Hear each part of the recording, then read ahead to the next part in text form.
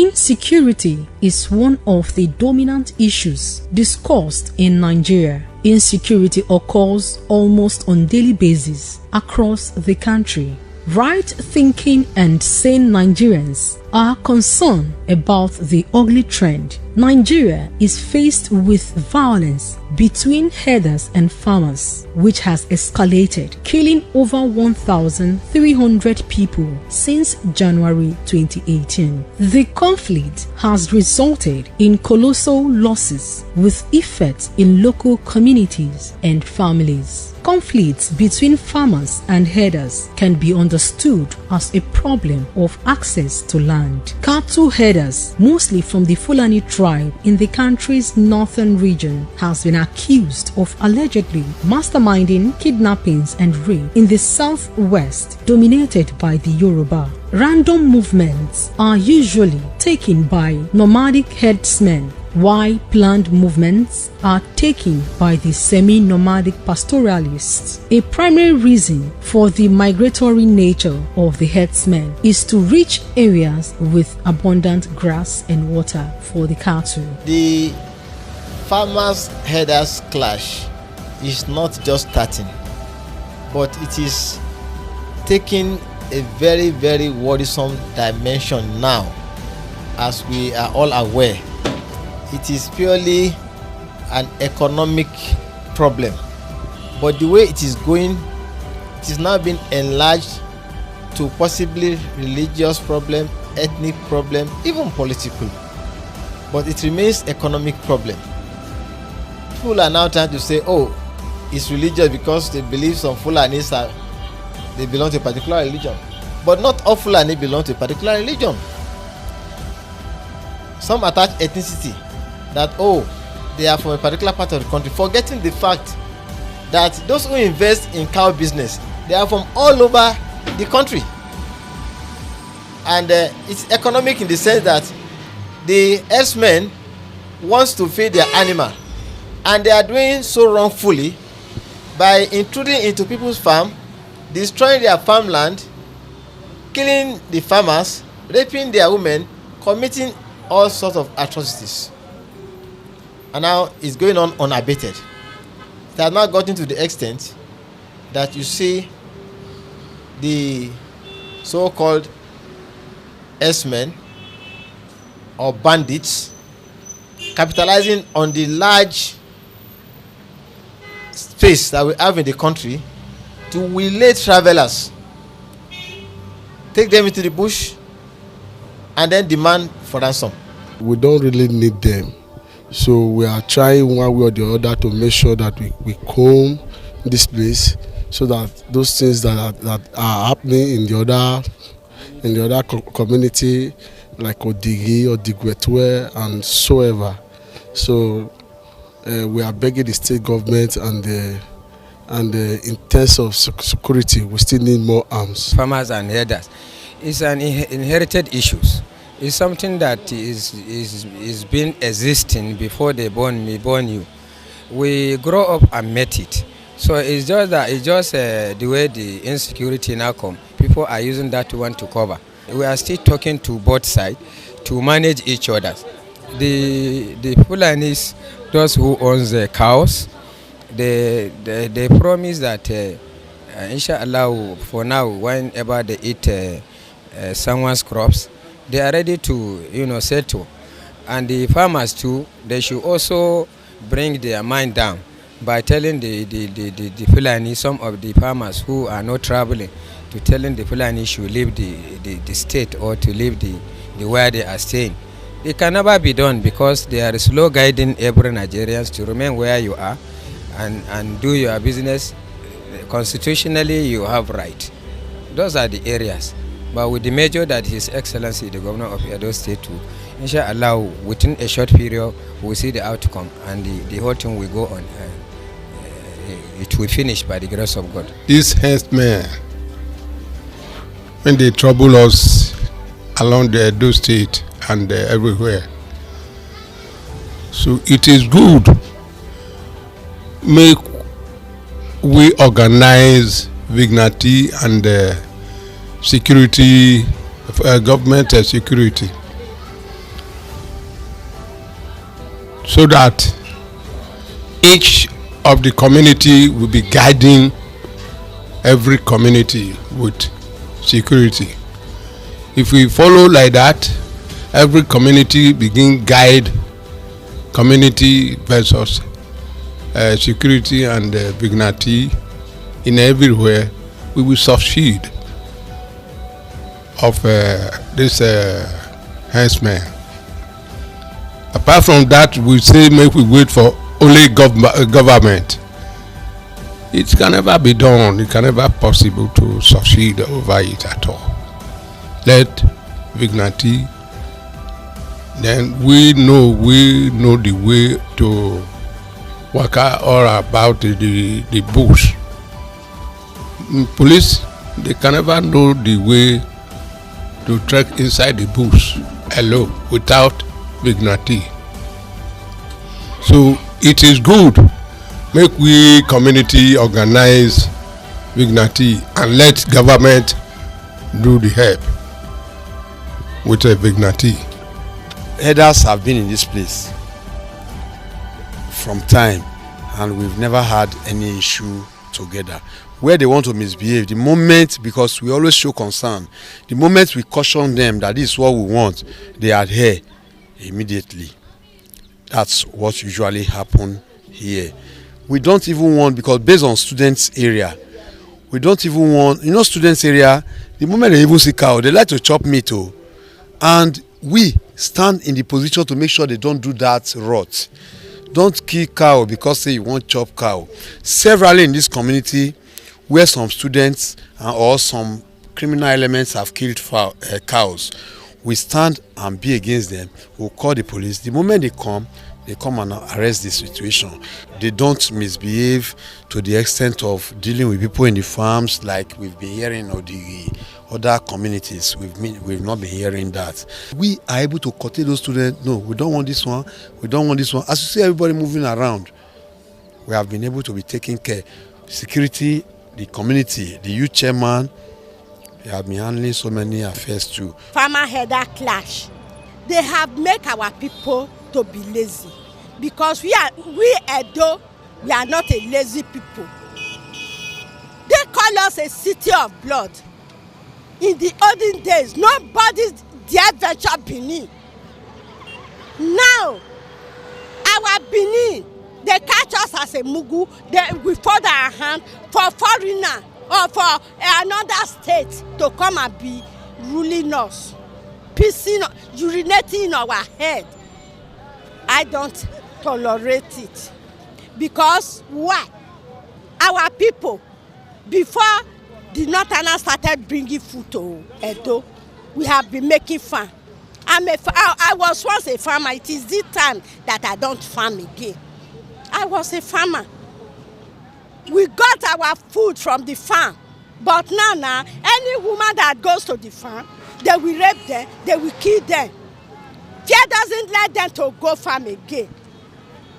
So our people shouldn't fold their hand for them to be killing them. Our Benin, they know something that will make them to bow down for us. Let them take that stage. Let them stand, not to fold their hand. Our women raping them, killing them, using them for rituals. Then those men, they will let them on the way. If the men want to talk, they will kill them. Because we have no say. Only God is our say. At the moment, we want our men just to start their own. Make them stand. Make we all. If they say that we women should go out to protest, I will follow them out to protest. You understand? If they say that if they are not bringing us food, let them carry their food and then leave us in peace to do our farming. When they will bring their cattle to destroy our farming, we don't want it any longer. In recent times, Nigeria has witnessed an unprecedented plague of crisis and insecurity, leading to loss of lives and destruction of properties. A former Minister of Aviation, Chief Femi Fani-Kayode, said Nigerians should be licensed to carry sophisticated arms like AK-47 if herdsmen are permitted to secure themselves with the same type of weapons. He said the best strategy to tackle the nation's insecurity was for the government to rise to its responsibility to defend the people. He made the remark when he visited Yoruba activist Chief Sunday Adeyemo, popularly known as Sunday Igboho, at his residence in Ibadan. I think the call to legalize guns for citizens reflects a very deep frustration of citizens, and it's a vote of no confidence on the state of affairs in terms of national security. Advocating for gun and possession of guns is not a magic wand for peace. However, if citizens have guns, it might help to create some level of mutual respect. I think the whole issue is the whole essence of ethnic groups or religious groups being armed against other ethnic and other religious groups that are unarmed. I think that is the issue, and we need to rise beyond that. The Nigeria we have today is not ripe for licensing guns for each and everyone. Take for example the United States that some people want to copy from. There are several shootings of citizens as well as security officials. It has not brought cohesion, it has not brought peace to the US citizens. And I think in the Nigerian context, where there's a seemingly lawlessness, the repercussions will be more grievous than any semblance of benefit. Don't forget that Nigerian population is 200 million and counting. So if you legalize guns, weapons for every citizen, definitely you open a floodgate for criminal elements to be in possession of guns, and that will greatly increase the crime rate more than what we are currently seeing. I will not advocate for guns. As citizens, we should be law-abiding. We only wish that our security apparatus are up and doing so that they can help to protect citizens. Now, some have advocated that perhaps the government should make arms available to every Nigerian so that everyone can be able to defend himself. Looking at that particular suggestion, it's a good one, and at the same time, for those who say no, we wouldn't want that, they are all right, in the sense that if at all you are to give arms, people need to be educated on the use of arms. Not only that, people will now be trained on how to make use of arms, and finally the person that will be giving arms will have to be licensed. It's just like you just pick a car now and start driving without having a driving license. You know what happens? So the same thing on the issue of arms now. But some who say if we give out arms there will be so much bloodshed in the land, they are also right. That's their opinion, because some countries that have legalized arms today, they are already regretting that step and trying to how to mop up the arms on their streets. Now you have the approach of Cain and Abel, the approach of Abel. When Cain approached Abel, threatening to kill him,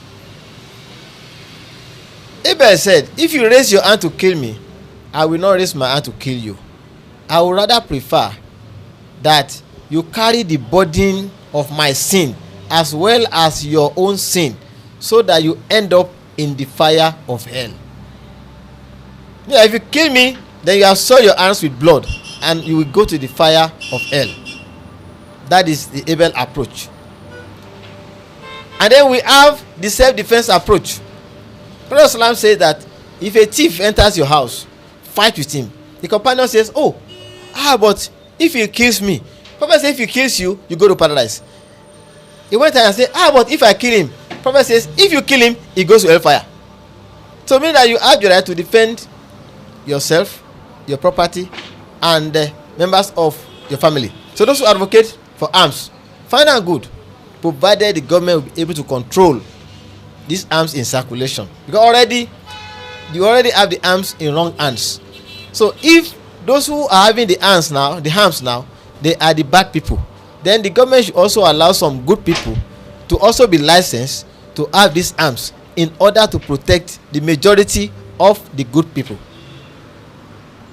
And then finally, we should continue to pray to Almighty God to intervene, because these are all signs of the end time. If you look at the Esther's protest that day, hoodlum his jacket. It is the same thing. If you now legalize every person to have arms, it will also fall to the hands of the bad people. What the government should do is, first, these bandits and the headers, they should really check their accesses. Not when we are seeing them carrying arms, AK-47, and yet the authority is not doing anything. It will look as if they are indirectly taking side with them. It is only that they need to check, and not to grant license to every person. Anything wrong to allow citizens, responsible citizens of this country, to own firearms? There is nothing wrong with making it a legitimate thing for people to carry arms. After all, before now, arms and ammunition have been given to people for gaming people and giving double barrel licenses and all that. So people have been able to show over time that they are able to have firearms in their houses and still be able to lead responsible lives. In a country where there is a failure in the security architecture, the lives of the citizens, their security is no longer guaranteed by the police or members of the armed forces who come in once in a while to be of support. I think, yes, you may say it is going to self-help. I don't think so. Developed countries of the world like the United States, Canada, and many of those countries, the citizens are allowed access to arms. When they give you arms, you register it. They know the arms that are with you. They know where you buy your ammunition from. So if you misuse it, they are able to trace you. Yes, it is possible that some few crackheads can misuse it, but we are looking at the overall advantages as compared to the disadvantages. I believe, for instance, if you come to my street as a criminal, and you know that there's a likelihood that there are 20 persons residing here on this street, and out of that 20, it's possible that 15 or 16 can also resist you. You cannot just walk into the street and carry one cut-to-size gun and start to terrorize people. I think it is something that is long overdue. We must live with the reality of the times in Nigeria. Saying people should not carry arms, whereas criminals, bandits, terrorists are carrying arms freely, cultists, they are carrying arms freely in town. And they are saying that responsible people who can own these arms and it is registered and licensed and government is aware that these people have it, that they shouldn't have it to protect themselves. The Minister of Defense even said the other day that they should resist, that people should resist these bandits. But can you use bare hands to resist people that are armed? The answer is no. So I think it is like postponing the evil day, but I think it is long overdue to allow citizens in this country to have licensed arms to help us curb this very high level of insecurity.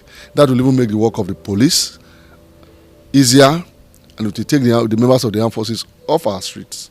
Well, some persons may say Nigeria has not gotten to that extent yet, but left to me from the current situation now in the country, I want to stand by that statement, because the federal government has tried, state governments have also tried by way of proffering securities to our citizenry. But we have come to this stage now that everybody should be fully armed to defend themselves. Imagine you are sleeping at night and before you know what is happening, hoodlums are by you. Or you are walking, or you are driving or walking, and before you know what is happening, you are being attacked. And from the current, we all know that from the current situation, insecurity situation in this country, well, if you ask me, I will say yes. I'm in support of that idea. You understand? But before then, everybody should be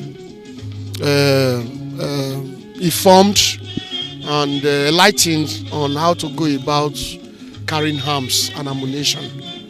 But I must say I'm fully in support that everyone should protect us or herself from the current insecurity. If we have experienced individual carrying arms in developed countries, then if we are emulating them in terms of their government, their governance, and of course their way of lifestyle, then what stops us from it? There's a licensing guns for everybody as far as the state is concerned. It has its own advantage and it has its own disadvantage. As far as I'm concerned, I so much believe the way we can really fight insecurity as far as the state is concerned is by creating community policing. As you can see, as far as Edo State is concerned, you see vigilantes, volunteers come out to say they want to secure their state. And if the government of the day can really support these people, and at the end of the day, insecurity will be, will be less as far as the country is concerned. Licensing gun for everybody as far as the country is concerned, for me, it's not a welcome idea at all. Because there are some certain persons that are really gun runners. Automatically, they will start using it to hunt the people, the so-called people they call their enemies. So it's not a working idea to license gun for everybody. We have not the federal government have not licensed gun for everybody. Now you see different killings from everywhere. What if they not just license gun for everybody? So it's going to be a thing that is not going to be okay at all. But the best way is for federal government to create this community policing and enforce them, empower them with everything that they need, so that insecurity in the state can really be eradicated as far as our country, Nigeria, is concerned. Right from time, Nigeria has always been legalization of arms, which was the aspect of called self-defense, farming, hunting, and otherwise. So there has always been licensed barriers existing in the system. But when you go particular to sophisticated weapons, then we got to be very conscious who sophisticated weapon, because we're not talking about the pump actions, we're talking about the AK-47, like the other governors were advising that people can hold it. I don't think it's the right way, because there's something I believe the country is not yet ripe enough, but we always like to copy it. The state of America. Like in America, everybody can buy his own gun to defend his own self, but there are rules and regulations that these same people buying the same gun don't violate the law. So as long as they don't violate the law, they use it for their own self-defense. So there's a kind of a principle rules already existing in some societies that they consciously give out these guns because they consciously believe that the people knows the rules and regulations about how to handle this gun. But like in Nigeria, we go back home, we got to think about it differently because first and foremost, we have so many cultist groups in this country that are well armed. And right now, if you look at the vigilante issue, for the interest of the state, for the interest of the security of the state, but who knows how tomorrow gonna be? Who have a second mind? Among 12 there was a Judah. So when we look at it then, things are even happening right now that innocent people are being arrested, people are wrongly being due to just the circumstance of security mindset, I think that security mindset being created right now is overridden by majority of our people. The only thing I pray is if at all there should be a proliferation of firearms, which is legalization of firearms to individuals, they should be able to be accessible to who and what they do with it, and should be able to be characterized. Are they criminal characters? Are they belonging to one or two things in the society that is not supposed to be? Despite the tremendous resources budgeted to ensure internal security, including food security in Nigeria by the government, it appears that the herders-farmers crisis in the various states is intractable, leading to increase in food shortage, damage to farmlands, crops and crops yields destroyed, farm inputs. Herders tend herds of animals, but they do not remain at a fixed location all the time. Farmers are such people whose main occupation is the growing of crops and the rearing of animals, but who remain at a fixed location. The causes of such conflicts between herders and farmers were traced to destruction of crops, contamination of streams by cattle, zero grazing of land, disregard for local traditional authorities, female harassment, harassment of nomads by host communities' youth, indiscriminate bush burning, defecation of cattle on roads, cattle thefts, and straying off. The farmers-herders conflict has become Nigeria's greatest security challenge, claiming more lives than the Boko Haram insurgency. It has displaced hundreds of thousands of people and sharpened ethnic, regional, and religious polarization. It threatens to become even deadlier and could affect national stability if the federal government do not put in more effort to protect herders and farmers, prosecute attackers, and carry out its national livestock transformation. Caroline Okonji on Special Report.